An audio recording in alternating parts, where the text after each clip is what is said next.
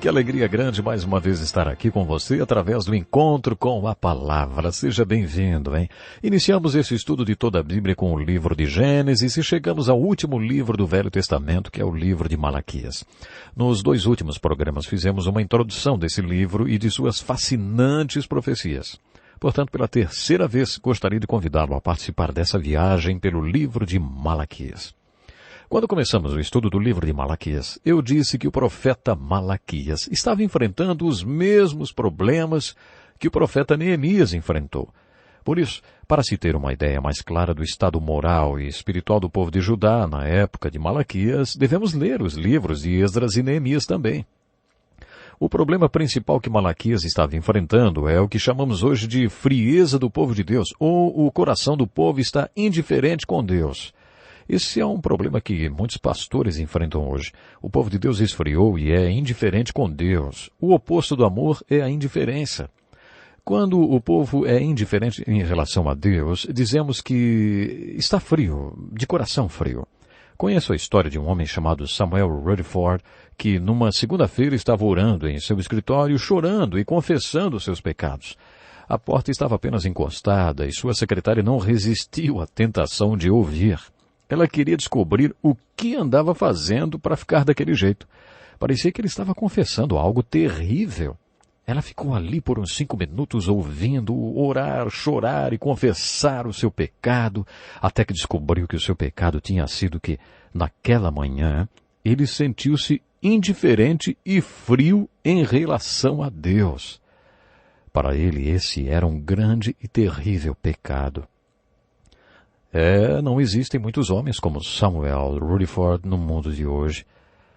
Quando as pessoas estão frias em relação a Deus, não acham que isso seja um pecado e não veem a indiferença como um problema. Mas Malaquias entendeu que a frieza em relação a Deus era um grande problema. A frieza do coração do povo foi a advertência da pregação de Malaquias. Uma advertência, a palavra do Senhor por meio de Malaquias. Eu sempre os amei, diz o Senhor. Deus sempre amou seu povo e queria que seu povo também o amasse, mas os corações deles tinham se distanciado de Deus. Eles estavam indiferentes com Deus. Encontramos um simbolismo muito bonito no livro do Apocalipse. O capítulo 4 descreve uma porta que se abre para o céu. Esse é um dos poucos trechos da Bíblia que nos vislumbra o céu. Todos nós sabemos que a Bíblia fala sobre o céu, mas na verdade ela não diz muito sobre ele. No capítulo 4 do livro de Apocalipse, uma porta se abre para o céu, onde havia um trono rodeado de várias coisas, entre eles 24 anciãos. Estes representam a liderança do povo de Deus. Alguns dizem que representam as 12 tribos de Israel e os 12 apóstolos. Creio que seja certo afirmar que esses anciãos representam a liderança, como Davi organizou a liderança do povo de Deus no Velho Testamento. Davi dividiu os sacerdotes em 2 categorias.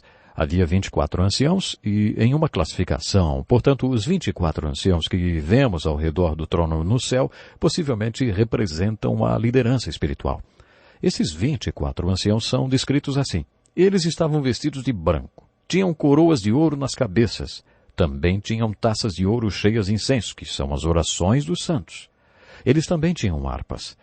Esses 4 itens nos revelam algo sobre liderança. As vestes brancas sugerem que líderes foram íntegros até o fim. Quantos líderes você conhece que andam na linha? Poucos, não é? Esses anciãos representam aqueles líderes espirituais que mantiveram sua pureza moral durante toda a vida. Suas coroas sugerem que eram vitoriosos. Não importa uma missão que Deus lhes deu, nem o tipo de trabalho que eles tiveram de fazer aqui, eles foram vitoriosos na condução de suas tarefas. Essas taças, esses recipientes cheios de ouro, que representam as orações dos santos, nos dão uma bonita revelação do que significa ser um líder que se conduz puro e vitorioso até o fim. Eles foram vitoriosos porque o povo orou com eles. Você ora pelo seu pastor? Pelos líderes espirituais? Esse texto nos ensina que os pastores se mantêm puros até o fim porque o povo ora por eles. Lembro-me de uma família que deixou nossa igreja e que voltou depois de 17 anos para nos visitar. Nunca vou me esquecer disso. Numa manhã, à mesa do café, eles disseram para mim e minha esposa assim: não se passou um dia nesses 17 anos que tenhamos deixado de orar por vocês na mesa do café da manhã. Quando chegarmos ao céu, acho que vamos descobrir por que alguns de nós foram vitoriosos e íntegros até o fim. Terá sido por causa desses cálices cheios de incenso, que são as orações dos santos por nós. O quarto item desses anciãos são as harpas, que sugerem que eles também adoravam. Elas sugerem que, além das orações dos santos, eles próprios também eram adoradores, e foi por isso que se mantiveram íntegros até o fim. Já aprendemos um pouco sobre os grandes obreiros de Deus. Em nosso estudo do Velho Testamento, aprendemos que esses homens se tornaram obreiros para Deus. Eles eram adoradores de Deus. Esses líderes que se conduziram íntegros até o fim eram adoradores. Este é o significado das harpas. Malaquias é advertido a respeito da frieza dos corações do povo em relação a Deus. Malaquias entende que essa frieza os tinha tornado mais vulnerável. É como se Malaquias estivesse dizendo ao povo: vocês estão perdendo suas harpas, e se as perderem, perderão tudo. Se vocês perderem suas harpas, se tornarão apóstatas, totalmente frios ou esgotados espiritualmente. Quando isso acontecer, vocês se perguntarão: como chegamos a esse ponto? Em sua mensagem, Malaquias está dizendo: eu vou contar para vocês como tudo aconteceu. Aconteceu quando vocês colocaram suas harpas no lugar errado, quando vocês pararam de adorar. Vocês devem ter uma vida de amor a Deus e um relacionamento com Ele expresso através da adoração pessoal a Deus. Quando vocês perdem isso, seus corações esfriam e vocês deixam de adorar a Deus. É quando começa a decadência de vocês. Mas afinal, quando é que um coração começa a esfriar em relação a Deus? De acordo com o professor James Hatch, essas 7 reclamações contidas na mensagem de Malaquias são os indícios de que o coração está se distanciando de Deus. O livro de Malaquias constitui-se nesse diálogo, nesse bate-boca do povo com Deus. Deus é como um pai e o povo como os filhos, que estão se rebelando contra tudo que Deus está tentando falar para eles.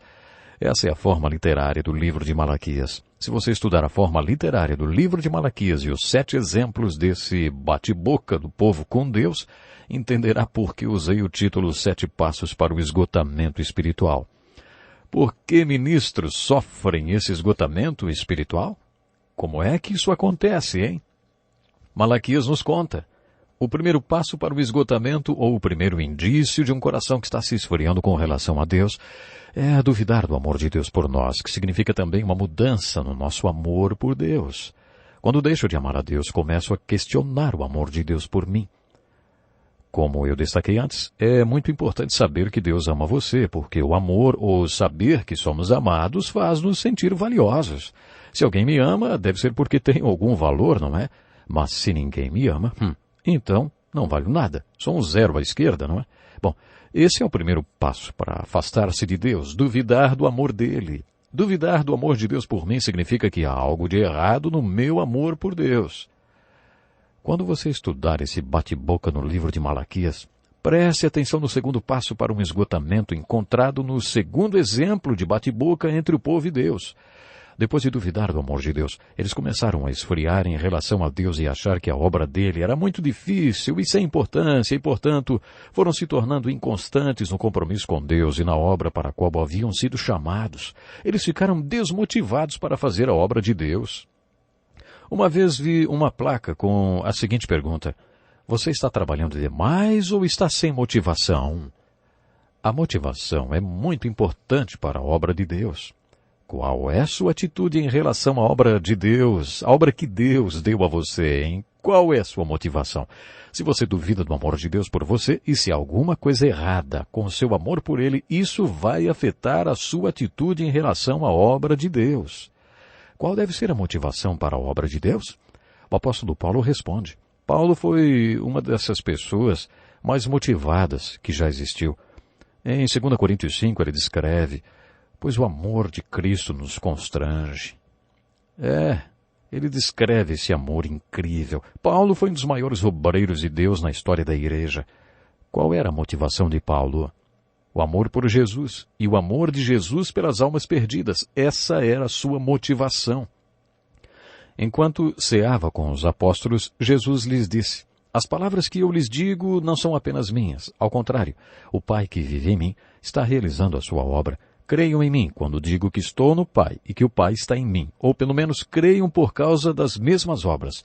Digo-lhes a verdade, aquele que crê em mim fará também as obras que eu tenho realizado. Fará coisas ainda maiores do que estas, porque eu estou indo para o Pai. E eu farei o que vocês pedirem em meu nome, para que o Pai seja glorificado no Filho. Deus quer que sua obra seja feita na terra através dos homens. Mas se você perde seu amor por Deus ou a convicção de que Deus o ama, isso afetará sua atitude em relação à obra de Deus. A obra que Deus quer fazer através de você vai parecer inútil e trabalhosa. O terceiro passo para o esgotamento espiritual é quando o povo de Deus, depois de duvidar do amor de Deus por ele, achar que a obra é inútil e sem importância, e passa a ignorar o seu compromisso com Deus e com seu povo. As pessoas mais próximas do povo de Judá eram seus próprios cônjuges, e os casamentos deles estavam acabando em divórcio porque eles não mantinham mais seus compromissos uns com os outros. Como você pode perceber, meu compromisso com Deus é o fundamento para o meu compromisso com outras pessoas. Meu relacionamento com Deus é o fundamento para todos os outros relacionamentos.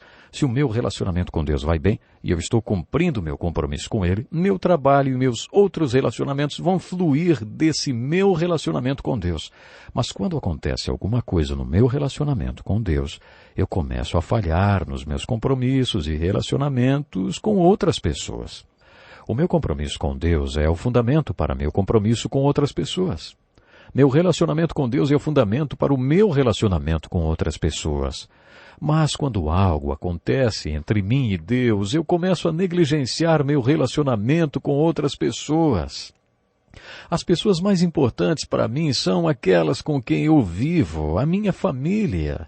Malaquias está dirigindo esse sermão principalmente aos homens, dizendo que se ele negligencia o seu compromisso com Deus, o próximo passo será negligenciar o seu compromisso com as pessoas com que você convive. Malaquias está falando de divórcio. Quando os homens de Judá se divorciavam de suas mulheres, demonstravam que não acreditavam mais no compromisso deles com Deus, diante de Deus, nem com outras pessoas. Afinal de contas, o casamento se baseia em quê? Por que tantos casamentos são realizados na igreja? O que isso significa para Deus? O que significa amar sua mulher ou seu marido como Deus nos ama? Uma pessoa que tem uma visão madura do amor sabe que compromisso é amor e amor é compromisso. Você se compromete a amar a Deus. Você firma o compromisso diante de Deus de amar o seu cônjuge. Na verdade, não importa o que você sente a esse respeito, você continua a amar a pessoa porque se comprometeu a amá-la. Você assumiu um compromisso de amá-la incondicionalmente. Mas se acontecer alguma coisa entre você e Deus, algo que prejudique os seus compromissos verticais, o primeiro sintoma será você começar a negligenciar os seus compromissos horizontais, isto é, com as outras pessoas. O divórcio é um sintoma de que você está negligenciando os seus compromissos horizontais. Eu já conversei com casais que me perguntaram: Pastor, será que dá para a gente se casar sem fazer os votos? Eu perguntei a eles: por que vocês querem se casar numa igreja então, hein? Eles responderam: nós queremos um casamento evangélico. E aí respondi: vocês acham que basta o casamento ser dentro de uma igreja para ser cristão? E se for numa doceria, hein? Vocês vão virar docinhos? Falando sério, o que é um casamento cristão, hein? O amor cristão existe através de um compromisso de amar. E esse compromisso é feito com Deus. Se eu amar a Deus, cumprindo meu compromisso com Ele, terei a base para amar e me comprometer com outras pessoas. O terceiro passo que leva a um esgotamento espiritual é o firme propósito de não se comprometer. O quarto murmúrio de um coração que está ficando frio com Deus é a moral relativa ou ética conveniente. Para aliviar o incômodo do seu propósito em não se comprometer, o povo de Deus começa a questionar a moral absoluta. Quando as pessoas começam a falhar no seu compromisso de amar e servir a Deus, elas começam a construir uma teologia que justifique suas atitudes. Você já ouviu falar da psicologia que prega o relativismo e o fim do certo ou errado? Tudo é relativo. Infelizmente, as consequências dos nossos erros são absolutamente concretas e não são nada relativas. Elas são absolutamente boas ou absolutamente ruins. Por isso, nossas escolhas morais devem ser absolutas. Mas esse problema do relativismo moral existe há muito tempo e a Bíblia trata disso. Quando Deus diz que alguma coisa é absolutamente certa, quer dizer que suas consequências são boas. E quando Ele diz que algo é errado, quer dizer que a consequência é ruim.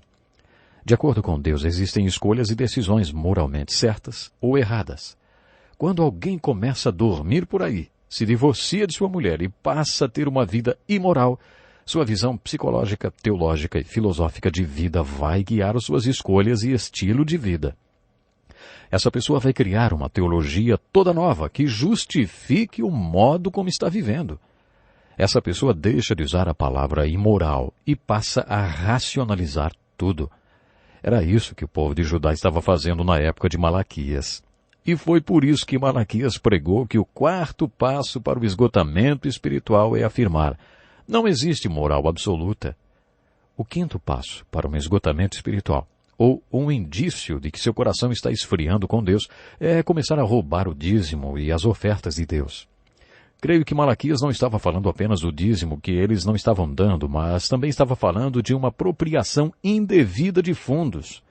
Agora sim a coisa tinha começado a ficar realmente corrupta. Eles estavam fazendo tudo explicitamente. O sexto indício de um coração que está esfriando com Deus, ou o sexto passo para um esgotamento espiritual, é deixar de frequentar os cultos ou largar a obra de Deus. A pessoa para de ir à igreja e de manter comunhão com outros crentes. A pessoa deixa de ter prazer em buscar a Deus, de estar entre o povo dele. O sétimo indício do coração que está esfriando com Deus, ou o sétimo passo para um esgotamento espiritual, é começar a expressar toda a sua amargura e preconceito com a pregação da palavra, dizendo coisas do tipo: felizes os arrogantes. Malaquias tinha senso de humor. Ele estava dizendo: vejam, aqui estão os 7 passos para um esgotamento espiritual, ou os 7 indícios de um coração que está esfriando com Deus. Tudo começa quando você não dedica a Deus o mesmo amor, quando você passa a duvidar do amor de Deus por você e deixa de expressar o seu amor por Ele. Tudo começa por aí. Depois a obra de Deus começa a perder a importância para você e se torna muito penosa. Você perde a motivação para a obra de Deus. Depois, além de começar a negligenciar o seu compromisso com Deus, você também negligencia o seu compromisso com outras pessoas, como por exemplo o seu cônjuge. Depois você desenvolve um relativismo moral e deixa de lado o conceito de certo e errado. Tudo é relativo. Aí você começa a roubar os dízimos e as ofertas de Deus e faz isso explicitamente. Por último, você toma a decisão de largar a sua fé e começa a falar coisas do tipo: felizes os arrogantes. Deus odeia a arrogância, mas ama os humildes. Quando o coração se distancia de Deus, esfria e a pessoa sofre um esgotamento espiritual. O resultado final é que ela passa a ter um discurso contrário à palavra de Deus. Hoje vemos nossa sociedade dizendo que não há nada de errado na homossexualidade, que não é nenhum pecado, que não há nenhum problema nisso. A sociedade diz que é simplesmente uma questão de preferência. Isso não me choca. O homossexualismo é aceito até em algumas igrejas por aí. Isso não é diferente do que acontecia no tempo de Malaquias, quando o povo dizia: felizes os arrogantes. Se você conhece um pouco da Bíblia, pode até se perguntar: como a igreja chegou ao ponto de dizer que o homossexualismo não é errado? O homossexualismo não se encaixa nos planos de Deus. Deus considerou o homossexualismo um pecado. Hoje poucas pessoas dizem publicamente que acham o homossexualismo errado. Não fica bem. Não existe mais certo e errado, nem moral absoluta. Essa moral relativa existe hoje e existia no tempo de Malaquias porque as pessoas queriam justificar seus atos. Afinal, elas acham que não estavam fazendo nada demais. Isso foi o que Malaquias combateu na sua profecia. Malaquias concluiu com uma profecia messiânica, pregando a vinda do Messias como a única solução de Deus para todos os problemas do homem. Com isso, Malaquias nos apresenta um personagem do Novo Testamento. Quando estudamos o Novo Testamento, a primeira pessoa com quem nos deparamos é João Batista. Não o apóstolo João, que escreveu um dos evangelhos, além do livro do Apocalipse, mas o João, o profeta. De acordo com Jesus, João Batista foi o maior profeta já nascido de mulher. Foi ele que teve o privilégio de apontar para Jesus e anunciar: vejam, vejam, este é o Cordeiro de Deus que tira o pecado do mundo. Malaquias anuncia a vinda do Messias e diz que ele viria em 400 anos e que sua vinda seria precedida pela vinda do maior dos profetas, João Batista. Malaquias afirmou que João Batista seria um predecessor do Messias e que prepararia o povo para a vinda dele. Como se prepara um povo para o Senhor? Malaquias tem muito a nos dizer quando concentra sua profecia na família. Ele diz: ele, o profeta, fará com que os corações dos pais se voltem para seus filhos e os corações dos filhos para seus pais. Do contrário, eu virei e castigarei a terra com maldição. Pais, vocês têm consciência do desafio que isso representa para todos nós que somos pais? Quando Jesus nos ensinou a orar dizendo Pai Nosso, ele colocou uma grande responsabilidade sobre todos os homens que são pais. João Batista viria de acordo com as últimas palavras de Malaquias e com o primeiro capítulo de Lucas e prepararia o povo para o Senhor, unindo os pais aos filhos. Quando os filhos se relacionam bem com seu pai, e esse pai também procura ter um relacionamento bom com seus filhos, isso prepara a vinda do Senhor. Malaquias também diz que quando o Messias viesse, sua vinda seria um julgamento e uma bênção. 400 anos depois, esse povo, o povo de Judá, se encontraria de fato com o Messias e alguns o apedrejariam, outros o crucificariam, alguns creriam nele e outros se tornariam seus discípulos e apóstolos e morreriam por ele. Poderíamos acrescentar essas últimas palavras ao livro de Malaquias. Veja a continuação dessa história daqui a 400 anos. Você está lembrado que dissemos que podemos sintetizar todo o Velho Testamento com uma frase? Jesus Cristo, ou Messias, está chegando. É exatamente assim que Malaquias termina sua profecia. A esperança para todos os que estão com seus corações frios com Deus é Jesus o Messias. Você o conhece? Tem comunhão com Ele? Ele ama você. No encontro com a palavra de hoje, finalizamos o estudo do Velho Testamento. Não perca o próximo programa, quando vamos iniciar o estudo do Novo Testamento. E eu tenho certeza, como tivemos oportunidade de aprender muitas coisas incríveis no nosso estudo, através do Velho Testamento, aprenderemos também com o nosso estudo no Novo Testamento, que começa já no próximo programa. Até lá!